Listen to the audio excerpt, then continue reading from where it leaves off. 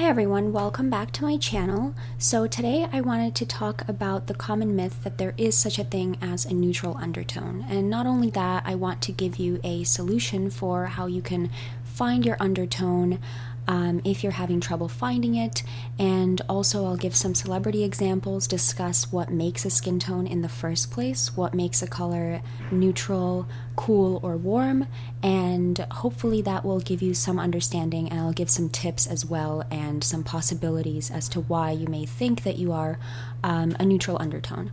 So before I get into it, I do want to give some context about what I believe about color analysis so that when we talk about the different seasons, etc., you'll have a sense of what I mean. So I believe there are only 4 seasons. So spring is warm and bright, summer is cool and bright, autumn is warm and muted, and winter is cool and muted. And this is not something that I made up. This is something that was actually around before the 12 season system. And if you're watching this, I would also suggest that you watch my video on why the 12 season system is BS. So, there are only 4 seasons, and it's super easy to figure out your season. You just figure out if you're cool or warm. That's step 1. And step 2 is you see if you get lost in bright colors, and you have your season. So if you get lost in bright colors, you're muted. And if you really stand out and can handle bright colors, then you are a bright season, so either spring or summer. And a yellow versus a blue, you can drape both of them over you and you can see which one looks better and one will look better. Okay, but let me get into it. So what is a neutral undertone? So first we have to discuss what makes a neutral color, and is there such a thing as a neutral color, and therefore is there such a thing as a neutral undertone? To answer that, we have to look at what it means to be a cool color, a warm color, or a neutral color. So we have 3 colors, and if you've ever taken an art class, you know there are 3 colors, and out of those 3 colors you can make all the colors. So blue is cool, yellow is warm, and the purest red is actually neutral. So whenever we say that a color is warmer, it means it's yellower, and whenever a color is bluer, it means that it's cooler. A color being redder doesn't ever really make it warmer or cooler. So here's a little diagram, and you can see here that on the left we have cool, the purest blue, and on the right we have warm, the purest yellow, and in the middle we have green. And also we have red at the top because it does not contribute to coolness or warmness, and you can mix red a little bit to the left to make it cooler and a little bit to the right, towards the yellow to make it warmer. You can also see that green is in the middle, so a 50% mixture of blue and yellow will make a neutral green. So let's talk about how many neutral colors there are versus how many cool or warm colors there are. So let's just think about for a second the number of colors that are in between just the blue and just the neutral green. So these colors are still cool because they have more blue, but they are acquiring more yellow, so the colors are getting warmer as you travel from the blue to the yellow. So when you travel from the blue, you get warmer and warmer and warmer, then you'll hit the neutral green, and you start to become, now you're a warm color that's becoming even warmer. So there is such a thing as a warmer blue, but it's still ultimately a cool color because it's primarily a blue, so it has more blue than yellow. So anyway, let's think about the number of colors there in between those 2 colors, the green and the blue. It's a gradient, right? So there's an infinite number of colors in between there. And in the same way, there's an infinite number of colors between the purest red and the blue. So it's a gradient, you can add just 1% more blue, just 0.5% more blue, 0.05% more blue, etc. It's obviously an infinite number of colors. In the same way, there's an infinite number of colors between the red and the yellow, and an infinite number of colors between the green and the yellow. So, why am I saying all of this, right? I'm saying all of this because we only have two neutral colors here in this diagram, and also with all the colors in between. And the two neutral colors are the 50-50 green and the purest red. And so we only have two neutral colors versus an infinite number of cool or warm colors. So what do you think the chances are of you having a neutral undertone? Now, if you remember things from statistics or anything of that nature, you will remember that the chances are 2 out of infinity, right? There are an infinite number of other colors. So 2 out of infinity is actually 0. So there's no such thing as a neutral undertone. You might think to yourself, oh, I can't really tell, I can't really tell, and that's why it's neutral. That's not why it's neutral, and I'll explain more about what's going on.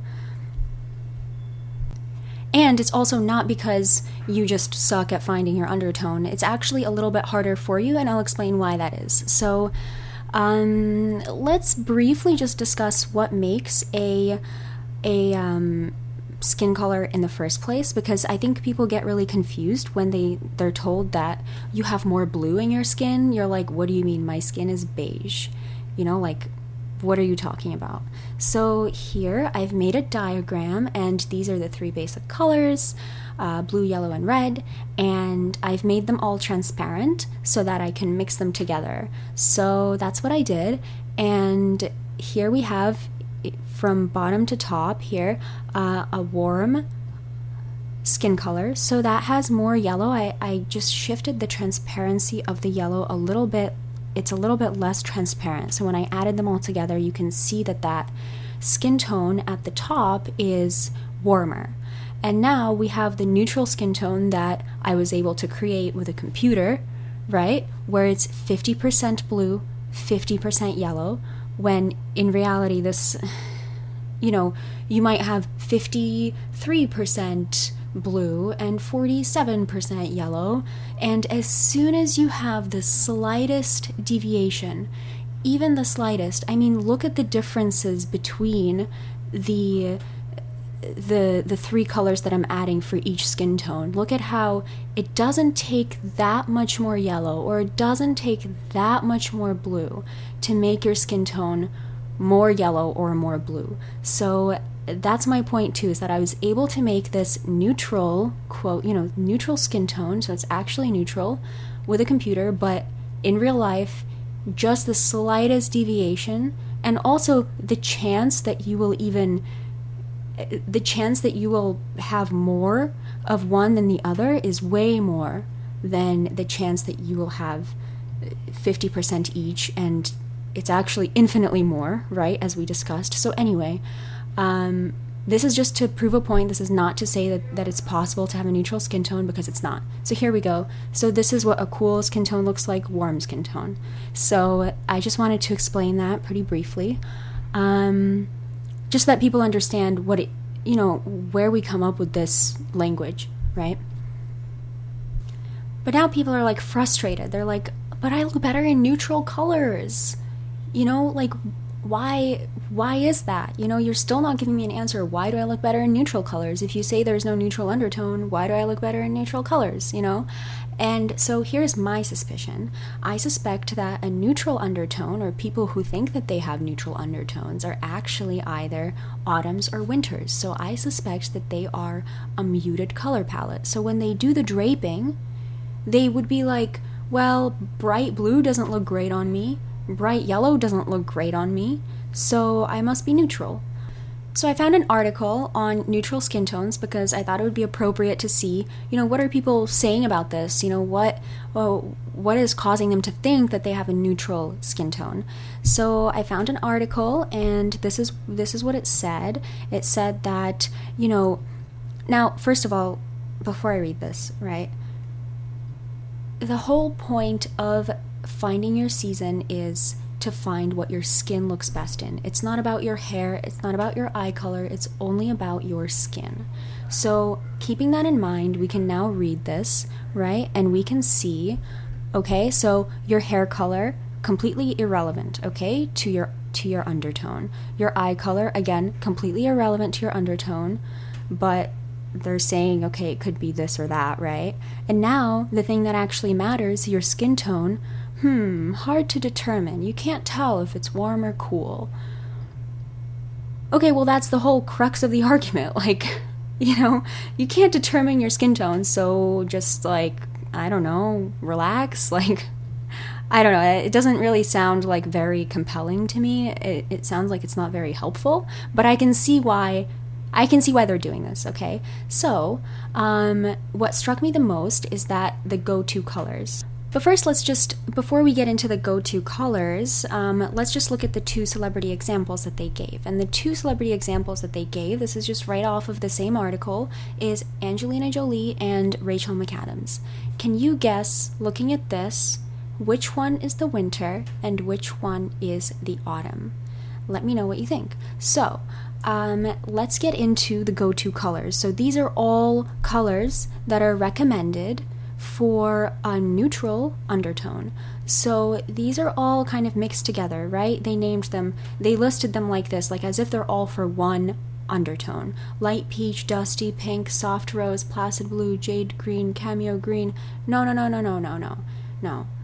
Okay, I don't mean to be mean. I'm not trying to be mean. I'm just really passionate about this because I don't want for people to be confused, and once you find your colors, you are going to look so amazing, and it's going to look so much better on you than some other colors, basically. And that's what we all want, right? We're all after that type of a thing. We're all after that knowledge, what looks best on us.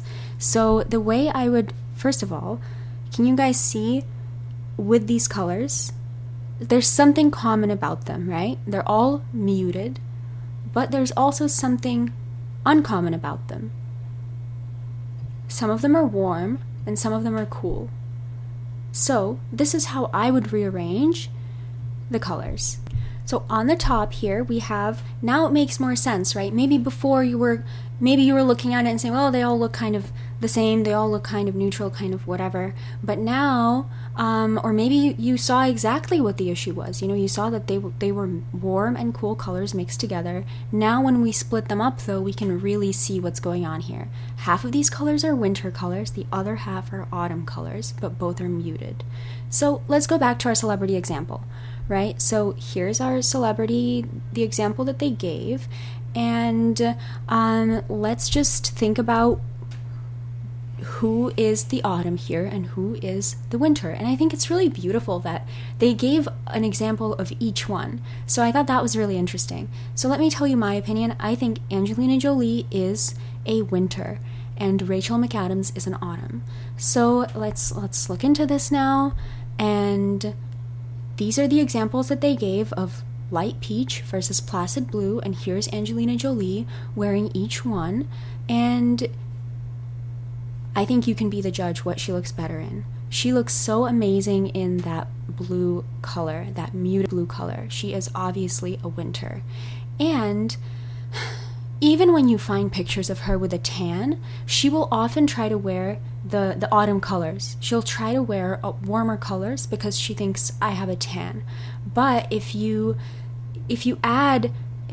find any pictures of her with a tan when she's wearing her colors, she looks even more amazing. So let's move on to Rachel McAdams. She is an autumn, and you can see here she looks beautiful in both.